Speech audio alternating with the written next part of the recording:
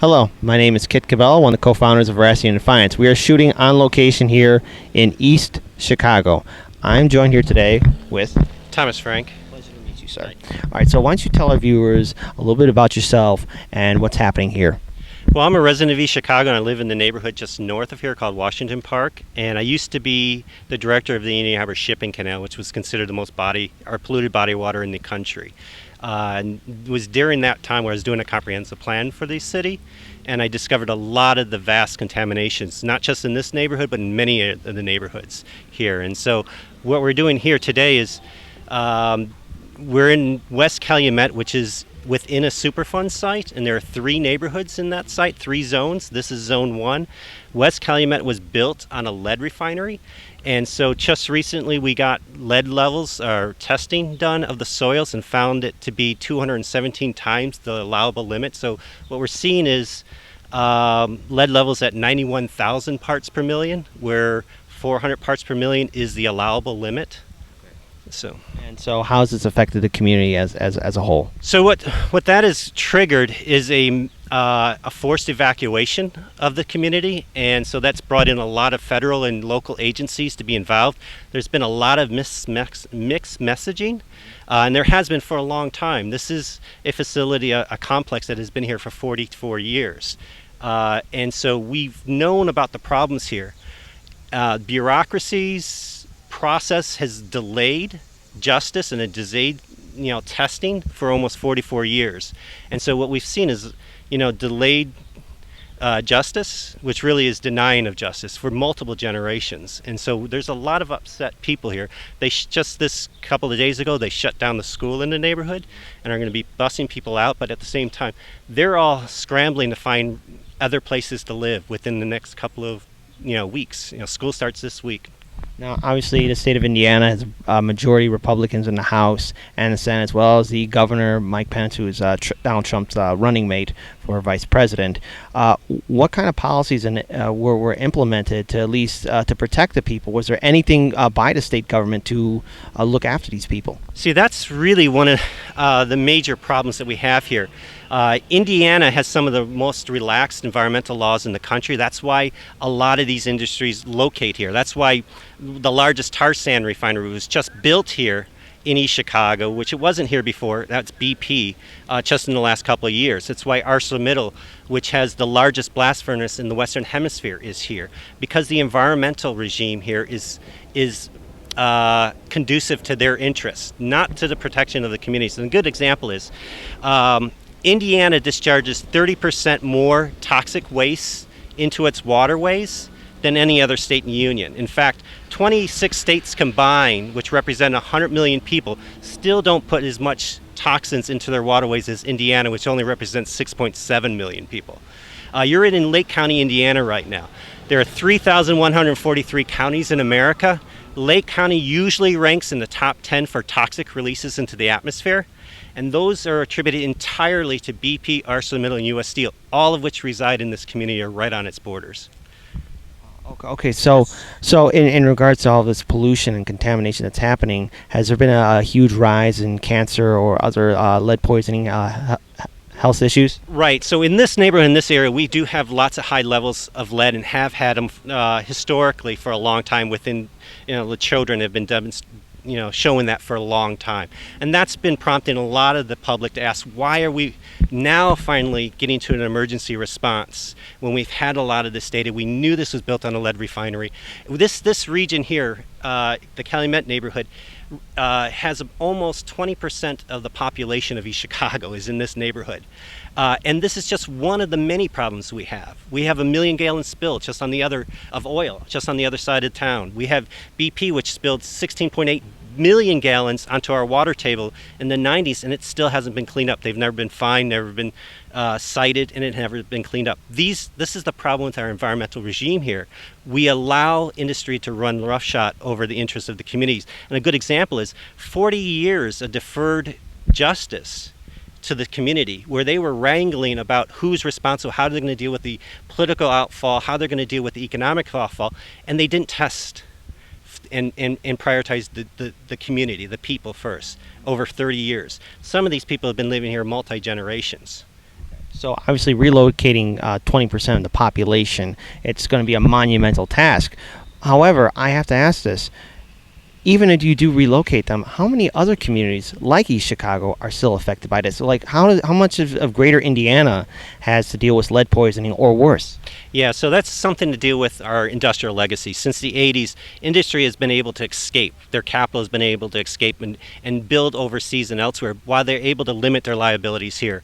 So they've been mothballing these issues for 40 years, and that's been a major problem. So many of these sacrifice communities like East Chicago, like Detroit, like Flint, are facing these similar problems of disinvestment and disinterest in running roughshod with kind of neoliberal policies. They're privatizing, like they are here, a lot of the commons here to be able to run city government and things like that. So those are a lot of the problems that we face here. Okay, now obviously the Indiana State Health Department is here as well as the EPA, but have you been in open communication with these two departments? And if so, what have they told you about this community and the concern of lead poisoning? Well, about 10 years ago, I grew concerned because of the Indiana Harbor Shipping Canal and the environmental issues that I had here, and trying to find, doing a comprehensive plan for the city, trying to find ways to repurpose industrial lands and bring them into higher and better uses. I ended up stepping on a lot of special interests' feet, and so my livelihood was threatened, and so I was exited from the political arena at that time. So over the last 10 years, I've been basically just doing lots of toxic tours of the region and organizing other communities. I've been doing a lot of organizing the southeast side of Chicago and also in Gary recently with Black Lives Matter to try to bring attention to these kinds of things that we have here. All right, and what have the people in the community said to you in regards to this mass exodus that's being forced upon them? Well, just to make a correction, it's we're not yet at the stage of 20% of the population being displaced. Right now, we're talking about 1,200 people in this complex because this is public land, and there's about 680 children that are affected. And if we were here at 4 o'clock, we'd have hundreds of kids on the street. This is a very strong youth culture. So there's a freak out. This is they don't know. They're being told different things by different agencies. They're not sure they can trust. They're not sure they can trust the city to do proper lead testing. We're also wondering whether they have the capacity to do the right things. Whether they wanted to or not, we don't know if they have the capacity. All right. What would you like the state and federal agencies, specifically the EPA, to do instead of moving people out? Well, right now, this is the hard thing. The community is being asked to pay rent to be poisoned. So the first demand right now is let's force the federal government, HUD, to create a waiver for the community. And then we're looking to perhaps prioritize their interests, get them together. Right now, the community is being talked to. What we're trying to do is inverse that and get people power and have them call a meeting of the public officials and let the community tell them what they want. They're the ones that have been harmed, and they're the ones that we want to make whole. And that's something that's been missing from the conversation from the beginning. Obviously, the concern of misinformation and state and federal agencies now working or communicating clearly to the people. If they fail to act, what would you like this community to do? What do you want the people to do, or what can this community do? Well, eventually, certainly for themselves and for all communities in any community, we want people power. We want power where people make decisions and not faraway bureaucrats making paper decisions in conference rooms. We think that people know the best for what they want for themselves. And I think what they want is they want to live they want to breathe clean air, they want to drink clean water, and they want to live on clean land. And that's what they don't have in this region. All right, now obviously since Indiana has like a laissez-faire attitude in regards to regulation and poison, like lead poisoning or fracking, whatever it is, if it gets into the groundwater or into the Lake Michigan, it's going to affect other neighboring states. How wide scale is this problem? It is tremendous.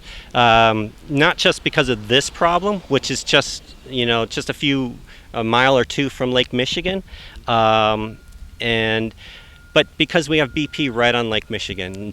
In 2014, they spilled tar sands into Lake Michigan. They just announced just last week they spilled 26,000 pounds of sludge into Lake Michigan and have been continuing. So BP is a major player. ArcelorMittal is another major player that we're having to deal with in terms of their toxic releases as well. We know that the beach in East Chicago is considered the most polluted beach in the Great Lakes and the third most polluted beach in the country.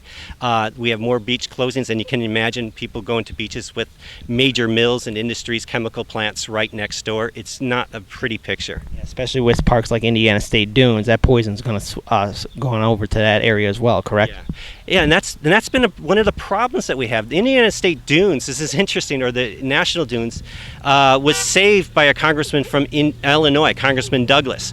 Indiana didn't have the political power to stop industry from taking control of all of our lakefront.